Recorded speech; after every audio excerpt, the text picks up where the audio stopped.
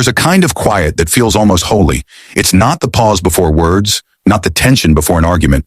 It's something deeper, colder, and yet more peaceful than anything that came before it.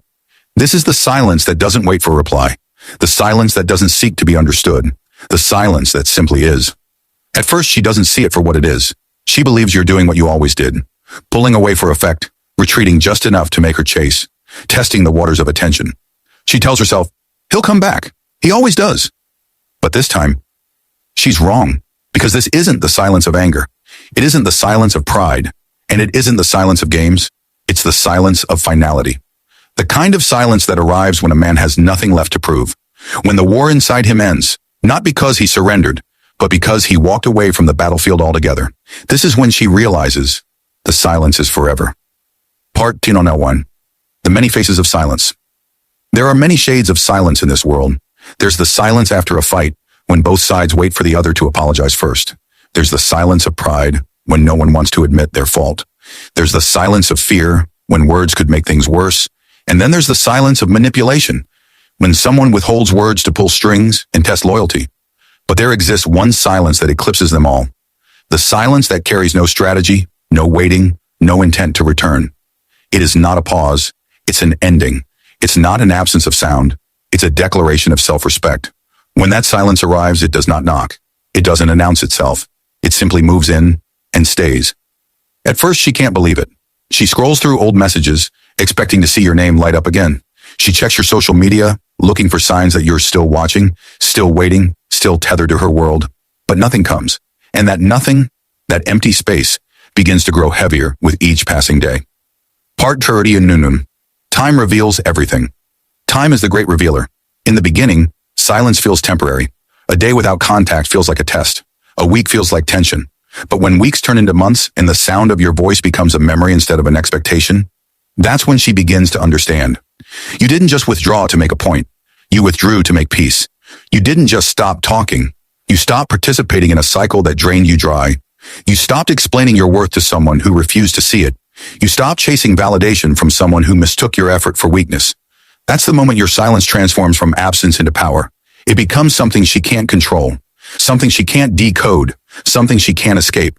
Because this time, your silence doesn't hurt you, it heals you. And ironically, that healing is what hurts her the most. Part 3. The cycle that breaks.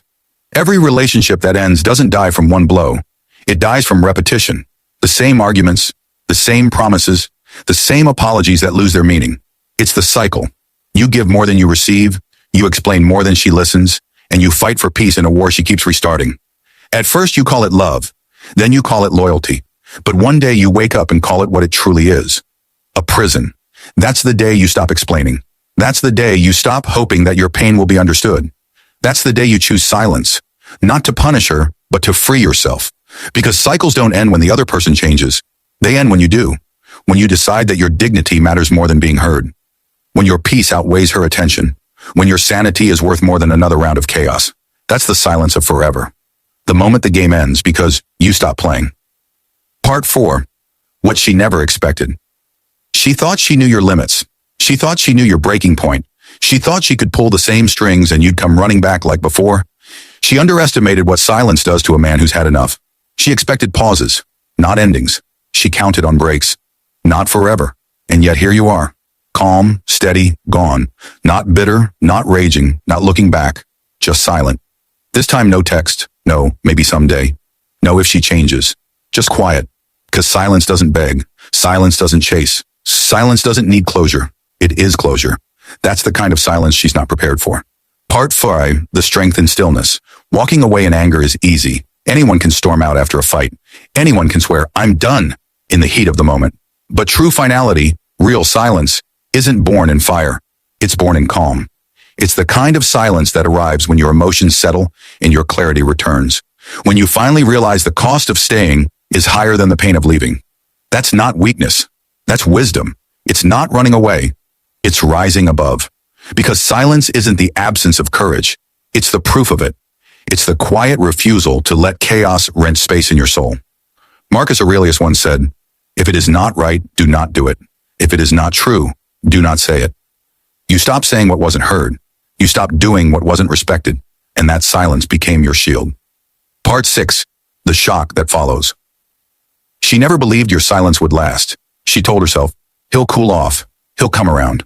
But days turn into weeks, weeks into months, and suddenly the man she once could summon with a single message has vanished from her world. And here's the truth she can't ignore. Your silence is louder than your words ever were. It echoes in her thoughts. It hums in the empty space where your presence used to live. It's in the way she hesitates before opening her phone, hoping to see your name, and doesn't. She starts to realize something that terrifies her. You were never addicted to her attention. She was addicted to yours. And now the supply is gone. That's when the silence becomes unbearable. Not for you, for her. Part 7. The Stoic Principle of Finality. Every Stoic knew the power of endings. Life is made of them. Seasons, relationships, even identities we outgrow. The man who fears endings never truly lives. The man who embraces them becomes unshakable. Because every ending is a beginning disguised as loss. Every silence is a seed of rebirth. When you choose silence forever, you're not closing a door on love. You're closing the door on illusion. The illusion that you need to be understood to have peace. The illusion that love means suffering endlessly to prove your worth? No. Love without respect isn't love. Attention without peace isn't intimacy. And silence without closure is still freedom. Marcus Aurelius said, you have power over your mind, not outside events. Realize this, and you will find strength. You've realized it. That's why she can't reach you anymore. Your silence is not a wall, it's a sanctuary. Part 8. The Echo of Absence. Silence doesn't just stay still, it grows. At first she dismisses it, then she resents it, and eventually she fears it. Because forever silence doesn't fade, it compounds.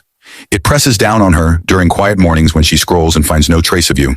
It whispers at night when she remembers how easily you once replied. It lingers in the back of her mind when she realizes no one's coming to fix what she broke. That's the thing about silence. It doesn't demand attention, it creates it. You no longer exist in her world, yet your absence haunts it. You are no longer in her conversations, yet you are in every thought she tries to silence. Because forever silence isn't the absence of sound, it's the presence of consequence. Part 9. The Freedom of Letting Go. People think silence is punishment, but it's not about her, it never was. The silence of forever is about you. It's not about hurting someone else. It's about healing yourself. It's the act of saying, I choose peace over chaos, dignity over desperation, growth over repetition. And the moment you make that choice, you notice something shift inside you. You sleep deeper, you breathe easier, your thoughts clear. You wake up not with regret, but with gratitude for finally being done. Epictetus said, no man is free who is not master of himself. And silence, true final silence, is the mark of mastery. You have mastered your urge to explain, to chase, to prove. You have mastered your desire to be seen by someone who chose blindness. And that mastery, that's freedom. Part X. The Mirror of Regret. While you rebuild, she replays. Every word, every moment, every chance she wasted. The messages she didn't send. The apologies she never gave. The pride she thought would protect her. But pride doesn't keep you warm at night. And silence once chosen can't be undone. You don't have to prove your point anymore. Time will do that for you. Because when she finally realizes your silence isn't a tactic, but a transformation, it's already too late. She lost not the man who stayed, but the man who grew beyond staying. Part N. Rising beyond the noise. There comes a moment when every man must decide what kind of peace he wants. Temporary peace from her validation, or permanent peace from her absence. When you choose the latter, you ascend. You step out of the endless loop of apology and argument. You stop explaining your worth. You stop needing her to understand what she refused to see. You rise, not in pride, but in stillness. You walk forward, not away from her, but toward yourself. And that's the essence of Stoic recovery. Peace is not given to you. It is reclaimed. Part 2. The Final Understanding. One day she'll understand, truly understand, when the silence stops being confusing and starts being permanent. When she realizes no words can break what your silence has built. When she finally grasps that you've moved on. Not to another person, but to another level. That's when the lesson lands. But by then, you'll already be far gone. Not in distance, but in growth. You'll be beyond her reach, not because you blocked her number, but because you've outgrown the frequency she still lives in. That's the quiet triumph of the man who chooses forever silence. Closing line, the Stoic benediction.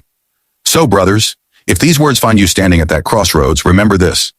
Silence isn't the absence of strength. It's the presence of self-respect. It's the proof that you've mastered the art of letting go. You don't need to announce it. You don't need to explain it. You don't even need her to notice it. Because silence speaks for itself. And when it speaks, the world listens. This is Psychology Truth, reminding you, peace is not found in being understood. It's found in understanding yourself. Like this message if it resonated with your soul. Subscribe, stand tall, and remember, the silence is forever.